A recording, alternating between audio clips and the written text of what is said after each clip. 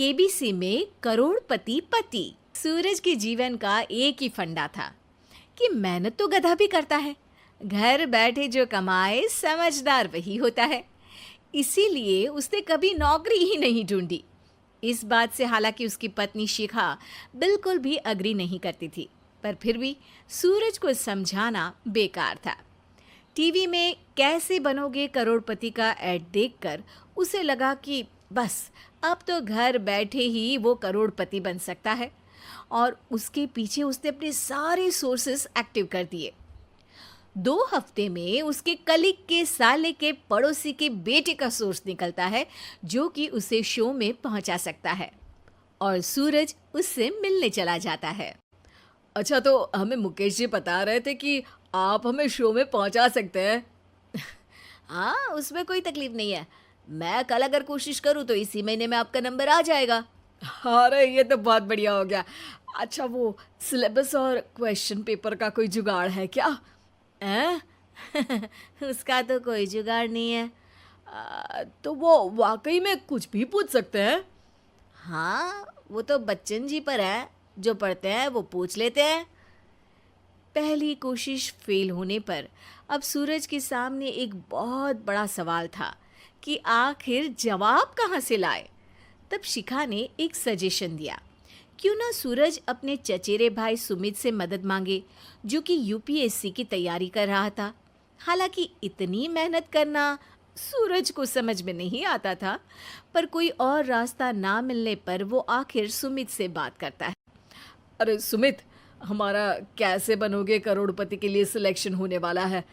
तुम हमें थोड़े चिट बनाने में मदद करोगे क्या? अरे भैया, चिट बनाए तो सालों हो गए, उसमें हमारा एक्सपर्टीज नहीं है, बल्कि आप बोलो तो हम आपकी पढ़ने में ज़रूर मदद कर सकते हैं। हट, कैसी अनाप शराब बातें कर रहा है तू। सूरज ने सुमित को मना तो कर दिया था, पर तैयारी करने के सिवाय कोई चारा उसे दिख भी नहीं रहा था।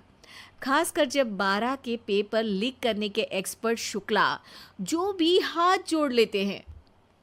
आखिर सूरज को सुमित के पास जाना ही पड़ा, और उसने सुमित और शिखा से वादा किया कि वो बहुत मेहनत करेगा। 1 महीने की तैयारी के बाद फाइनल हुआ कि शो से 1 हफ्ते पहले एक ट्रायल खेला जाएगा, जहां पर सारे रिश्तेदार ऑडियंस की जगह पर होंगे और शिखा सवाल पूछेगी। दूर दराज से भी रिश्तेदार आकर हाजिर हो गए देखने कि आखिर कैसे बनेगा सुमित करोड़पति। सब कुछ सेट था, और इतने में सूरज आकर अपना स्पीच देता है। ये 1 महीना मेरे लिए आसान नहीं था, पर अपने भाई सुमित और अपनी पत्नी शिखा की मदद से मैं इतनी दूर पहुंच पाया हूँ। मेरे मम्मी पापा के आशीर्वाद ने भी बहुत साथ दिया है मेरा। मैं उम्मीद करता हूँ कि आज के शो में आप लोगों को बहुत मज़ा आएगा। साक्षी पहला सवाल पूछती है और पूरे कमरे में सन्नाटा छा जाता है। इंडिया में कितने स्टेट्स हैं? 3, सॉलिड, लिक्विड और गैस। अरे रुकिए, तो ऑप्शंस तो देने दीजिए। इतने में 5वीं कक्षा का चिंटू बोल उठता है। अरे क्या मामा, आप तो पहले सवाल पर ही आउट हो गए। अरे बेटा, पहला सवाल तो ट्रायल होता है ना। अरे तुम अब देखना। देखने जैसी बात तो थी ही। सूरज को इतना शांत किसी ने नहीं देखा था। कभी कभी तो लगता था मानो सूरज आंख खोलकर ही सो गया हो। मामा जल्दी करो प्लीज, कल सुबह पनवेल भी तो निकलना है। अरे हट, कंसंट्रेट करने दे मुझे। 3 सवाल में 3 लाइफलाइन खत्म हो चुकी थी, और अब चौथे सवाल पर भी सूरज का मौन नहीं टूटा। पर सूरज अभी भी हार मानने को तैयार नहीं था। उधर हर कोई सूरज को छोड़ सुमित को देख रहे थे। आखिर सुमित ने ही तो पढ़ाया था सूरज को। गजब बेइज्जती है यार। अरे बेटा, तो बाप का, दादा का, भाई का, सबका नाम बुड़वाएगा। अरे 3 लाइफलाइन ले ली तो भी तेरा कुछ नहीं होना है। अरे कोई इतनी बात करता है क्या शो पर? अरे बेटा, शो पर तेरे जैसे भी तो नहीं आते ना। सूरज की ये जंग आखिर 1 घंटे बाद 5वें सवाल पर खत्म हो गई, जब उसने इंडिया के नेशनल बर्ड का नाम कहा, कौवा। अरे बेटा, मजा तो बहुत आया, बस थोड़ा टाइम पर खत्म होता तो आनंद भी आ जाता। ताने बारिश के बूंदों की तरह बरस रहे थे और सूरज को भी समझ आ रहा था कि ये करोड़पति बनना शायद उसके बस के बाहर की बात है। पर वो आखिर ये बात मान कैसे लेता? वो सख्त लौंडा जो ठहरा, उसने सोचा कि बेइज्जती तो हो ही चुकी है, पर अगर मैं हार नहीं मानूं तो शायद कुछ हो सकता है। शिखा, तुम देखना, असली शो में आग लगा दूंगा, आग, करोड़पति बनूंगा मैं। हाँ, सब्जियां खत्म हो गई है घर पे, ले आओ। पहले पति बन जाओ, फिर करोड़पति बनना। अरे गजब बेइज्जती है यार।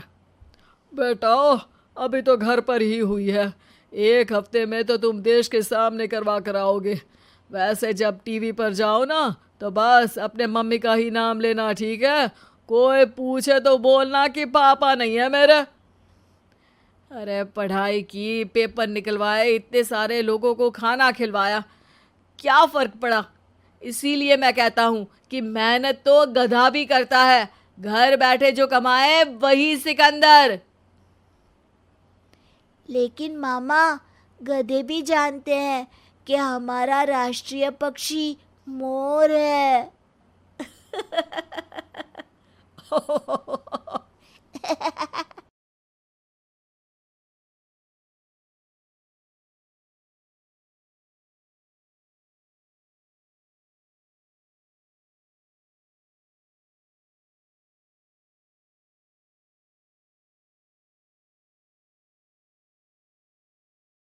शिल्पा शहर की पढ़ी लिखी और होशियार लड़की है, जिसकी शादी उसके पापा के सालों पुराने वादे की वजह से गांव के विकास से हो जाती है। शिल्पा की सास पुराने ख्यालों की होती है। अरे शहर की हो, इसका मतलब ये नहीं कि जो मन आए करोगी।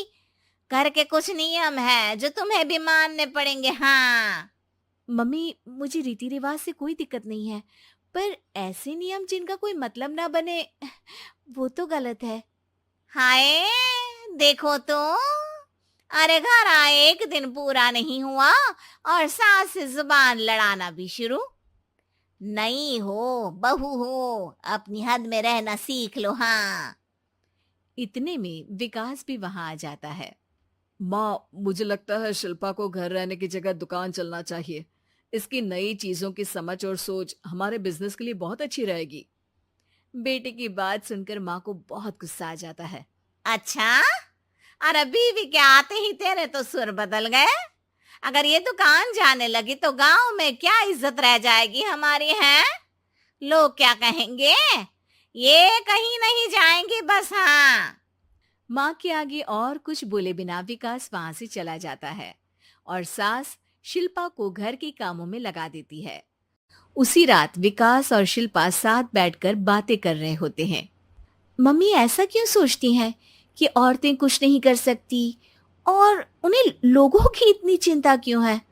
पापा की डेथ के बाद माँ ने दुकान संभालने की कोशिश की थी, पर लोगों ने उल्टी सीधी बातें सुनाकर उनका आत्मविश्वास इतना गिरा दिया कि वो कुछ कर ही नहीं पाई और सोचने लगी कि शायद औरतें ये सब कर ही नहीं सकती, इसलिए उनसे भी नहीं हुआ।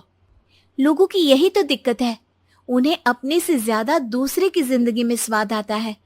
वैसे लोग जिनसे डरते हैं ना, उन्हें ही तोड़ने की कोशिश करते हैं। आप फिक्र मत करो, मम्मी की सोच बदलने का तरीका है मेरे पास। और अगले ही दिन से शिल्पा अपनी सास की सोच बदलने और लोग क्या कहेंगे के डर को खत्म करने की जद्दोजहद में जुट जाती है। मम्मी, आपको पता है, गीता, बबीता, अरे जिनके ऊपर दंगल फिल्म भी बनी है। मैं फिल्म बिल में नहीं देखती। हाँ, वो हरियाणा की लड़कियां हैं, दोनों रेसलर हैं। उन्होंने जब ये शुरू किया था ना, तो लोगों ने बहुत बातें बनाई, बुरा भला बोला, मजाक भी बनाया, लेकिन उन्होंने ना किसी की सुनी, ना अपने ऊपर से विश्वास खोया और ना ही हार मानी। और देखो आज किस मुकाम पर है। अरे तो ये सब मुझे क्यों सुना रही है? हाँ, नहीं नहीं, बस ऐसे ही, हमें अपने आसपास की खबरें तो रखनी चाहिए ना। ऐसा कहकर शिल्पा अपनी सास को सोच में डालकर वहां से चली जाती है। अब शिल्पा हर दिन दुनिया के अगेंस्ट अपनी हिम्मत से सक्सेसफुल बनने वाली लड़कियों की कहानी अपनी सास को सुनाने लगती है। इसी तरह कुछ समय बीत जाता है। और माँ, आजकल बहुत चुप चुप रहती हो, सब ठीक तो है ना? बस कुछ सोचती रहती हैं, इसीलिए ज्यादा बोल नहीं पाती। ऐसा क्यों हुआ माँ, कोई दिक्कत है क्या? अरे तेरी पत्नी ही दिक्कत है। है? मैंने क्या किया?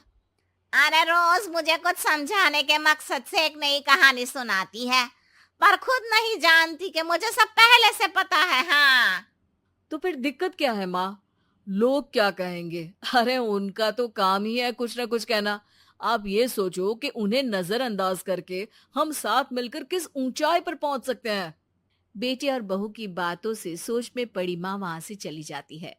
अगली सुबह सबसे पहले तैयार सास आवाज लगाकर बेटे और बहू को बुलाने लगती है। अरे कहाँ सोते पड़े हो दोनों? किसी को घर में कोई काम नहीं है क्या? हाँ, सास की आवाज सुन शिल्पा भागती हुई कमरे से बाहर निकल आती है, जिसके पीछे विकास भी बाहर आ जाता है। मम्मी, आप इतनी सुबह तैयार होकर कहाँ जा रही हैं? अरे किसी नई शुरुआत से पहले भगवान का आशीर्वाद बनता है या नहीं? मैं सीधा दुकान जाऊंगी, तुम काम निपटा कर आ जाना है। सास की बात सुन शिल्पा और विकास खुशी से फूले नहीं समाते। ये हुई ना मेरी माँ वाली बात। पूरा परिवार मिलकर दुकान पर काम करने लगता है, जिसमें विकास और उसकी माँ दुकान संभालते हैं, तो शिल्पा काम को ऑनलाइन डाल शहर और इंटरनेट का काम संभालने लगती है, जिसे देख गांव में लोगों के बीच गॉसिप शुरू होते देर नहीं लगती। और क्या विकास भाई, अकेले काम संभल नहीं रहा था तो नौकर रख लेते, और तो को यहाँ लाने की क्या जरूरत थी? इन्हें घर में जो काम बोलो वो तो सही से करती नहीं, यहाँ आकर तो तुम्हें डुबा ही देंगी। अरे भाई साहब, अगर आपके घर की औरतें सही से काम नहीं करती ना, तो हमें उससे कोई लेना देना नहीं।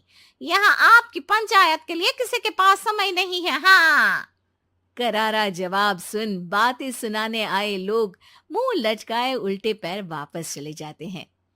वाह मम्मी, ये तो अब दोबारा कभी भूल कर भी यहाँ नहीं आएंगे। I am so proud of you. अरे बहुत हुआ, हाँ काम पर लगो चलो। तीनों आपस में काम बांटकर अपने अपने काम पर लग जाते हैं। इसी तरह दिनों के साथ महीने बीतते हैं, जिसमें शिल्पा की पढ़ाई, विकास की मार्केट स्किल और सास की फाइनेंशियल मैनेजमेंट से उनकी दुकान बहुत अच्छा बड़ा बिजनेस बन जाता है, जो गांव के साथ साथ शहर में भी अच्छा खासा मशहूर हो जाता है। अरे सच ही कहते थे तुम दोनों, लोगों का तो काम ही होता है कहना। अब हमें सुनना है या नजरअंदाज करना है वो तो हमारे ऊपर है। हाँ, आपकी शुरुआत में गालियां और आसमान छूने पर तालियां, ऐसे लोगों का तो काम ही है पलटना। इनकी बातों से हमें कभी अपनी राह बदलनी नहीं चाहिए, बल्कि अगर बातें बन रही है तो समझ जाओ कि रास्ता सही है।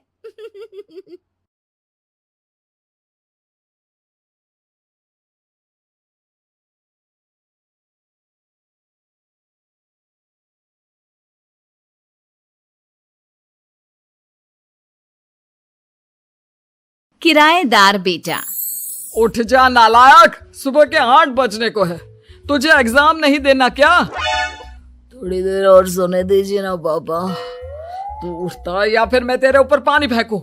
रोज गधों की तरह सोता रहता है, पेपर की कोई टेंशन ही नहीं है। और एक हमारा समय था जब हम पेपर में फेल होने के डर से रात भर पढ़ा करते थे, सो ही नहीं पाते थे। तो क्या अब आप उसका बदला मुझसे लेंगे? मैं 15 मिनट बाद उठ जाऊंगा, आप प्लीज जाइए, मुझे डिस्टर्ब मत कीजिए। इतना कहकर रौनक रजाई ढककर फिर से सो जाता है। तू ऐसा नहीं मानेगा, रुक मैं अभी पानी लेकर आता हूँ। बस फिर क्या था, इतना कहकर वो भागते हुए बाथरूम में जाते हैं और पानी की एक बड़ी सी बाल्टी लाकर रौनक के ऊपर फेंक देते हैं। पानी पड़ते ही रौनक झट से उठ जाता है। ये आपने क्या किया पापा? अब तो उठेगा नहीं तो यही करना पड़ेगा ना। वैसे थैंक्स डैड, आपके कारण ना अब मुझे नहाने की भी जरूरत नहीं पड़ेगी। चलिए अब आप माँ से बोलकर मेरे कपड़े निकलवा दीजिए, तब तक मैं ब्रश कर लेता हूँ। वैसे कल ना आप एक काम और करना, नहलाने के साथ साथ मुझे ब्रश भी करवा देना। ये ब्रश करने में ना मुझे बहुत आलस आता है। रौनक की बातों से अरविंद का मुंह खुला का खुला रह जाता है। वो अपनी पत्नी कमला के पास जाता है और रौनक की हरकतों के बारे में बताता है, जिसे सुन उसकी पत्नी हंसने लगती है। तुम अपने बेटे को समझाने के बजाय हंस रही हो। रौनक बच्चा है, धीरे धीरे सुधर जाएगा। आप क्यों उसके पीछे पड़े रहते हो? अभी नहीं सुधरेगा तो कब सुधरेगा? 10वीं क्लास में है रौनक, वो अब कोई बच्चा नहीं रहा। अरविंद की इतना बोलते ही वहां रौनक भी आ जाता है। क्या डैड, मैंने आपको एक काम दिया था, वो भी नहीं हुआ आपसे। अरे क्या हुआ बेटा? माँ, मैंने डैड से बोला था कि वो आपको बोलकर मेरे स्कूल की यूनिफॉर्म निकाल दे, लेकिन मेरे पीछे पड़ने के अलावा इनसे एक काम ढंग से नहीं होता। देख रही हो कमला, देख रही हो अपने लाडले को? अरे आप चुप रहिए जी। चलो बेटा, मैं तुम्हें कपड़े निकाल कर दे देती हूँ बस। ऐसे ही साल पर साल बीतते जाते हैं, लेकिन रौनक के रवैये में कोई बदलाव नहीं आता। वो पहले से भी ज्यादा आलसी और पूरी तरह अपने माता पिता पर निर्भर हो जाता है। 2 साल बाद पता नहीं कहाँ गायब रहता है पूरे दिन, अब तक तो आ जाना चाहिए था। अरे आप इतनी फिक्र क्यों कर रहे हो उसकी? दोस्तों के साथ खेल रहा होगा, आ जाएगा अभी। ये कोई टाइम है खेलने का? 10 बजने वाले हैं, इतनी रात में कौन खेलता है? कमला कुछ कहती उससे पहले ही रौनक वहां आ जाता है। मम्मी, जल्दी से खाना लगा दो, बहुत भूख लग रही है। तुम्हें तब तक खाना नहीं मिलेगा जब तक तुम बता नहीं देते कि इतनी रात गए कहां से आ रहे हो। ओ प्लीज डैड, अब आप एसी पे प्रद्युमन बनकर मेरे सर पर बंदूक लेकर मत बैठ जाना। अपनी फालतू की बकवास बंद कर और बता कहां से आ रहा है। माँ, अब समझाइए ना डैड को। बता देना बेटा, इनको भी तसल्ली हो जाएगी। आप बोल रही हैं तो बता देता हूँ। मैं दोस्तों के साथ मूवी देखने गया था, इसलिए देर हो गई। तो इन सब चीजों में मेरे पैसे उड़ाता है। कभी 1 रुपया कमाने के बारे में सोचा है तूने? जब देखो हवा की तरह पैसे उड़ाता रहता है। माँ, अब आप इन्हें चुप करा दीजिए, वरना ना मुझे गुस्सा आ जाएगा। अच्छा, क्या कर लेगा? बता ना, क्या कर लेगा तू? वैसे बात तो ठीक ही है, मैं कर ही क्या सकता हूँ। पैसे तो फिर भी मैं आपसे ही मांगूंगा ना। चलिए अब ये सब बात छोड़िए और मम्मी, मेरे लिए खाना लगा दीजिए।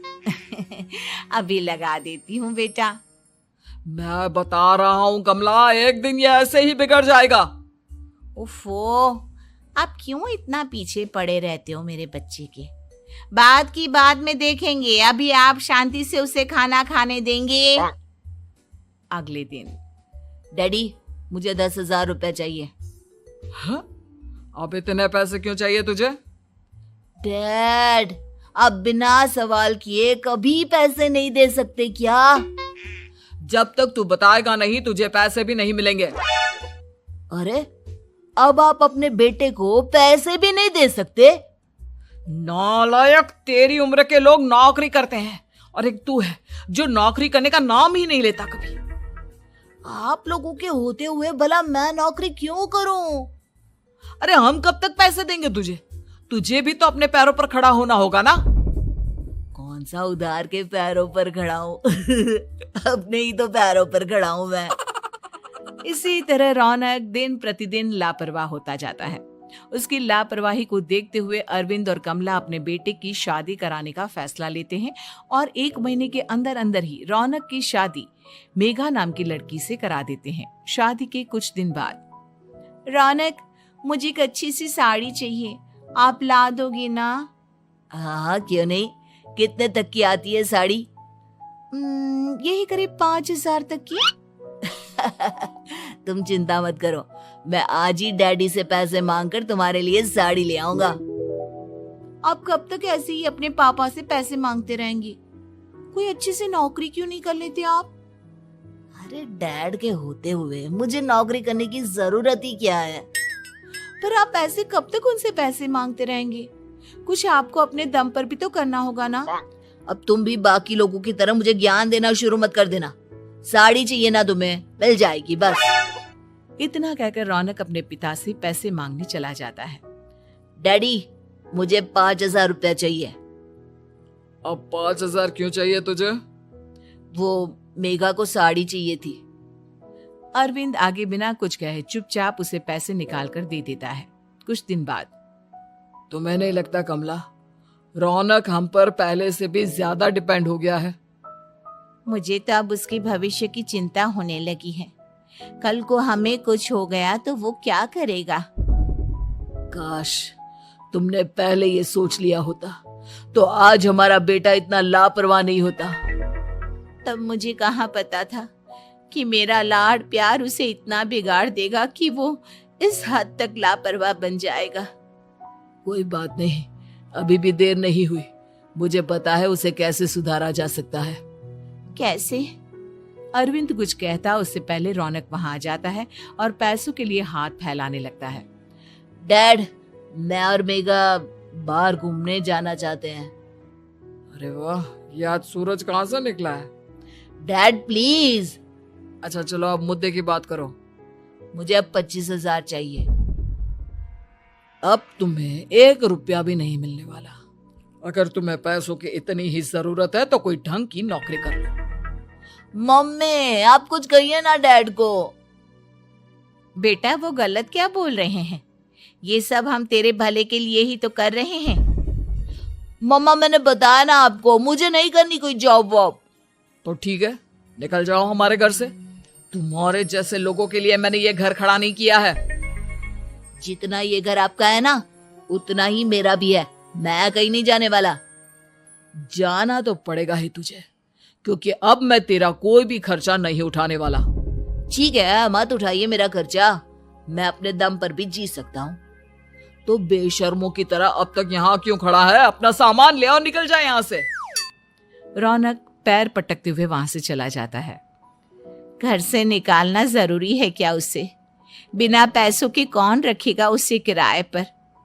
अगर उसका भविष्य सुधारना है तो हमें अपने दिल पर पत्थर रखकर ये कदम उठाना ही होगा। दोनों बात कर रहे होते हैं कि रौनक अपनी पत्नी के साथ एक बड़ा सा बैग लेकर घर से निकल जाता है, लेकिन घर से बाहर उसे कोई भी मुफ्त में अपने घर किराए पर नहीं रखता।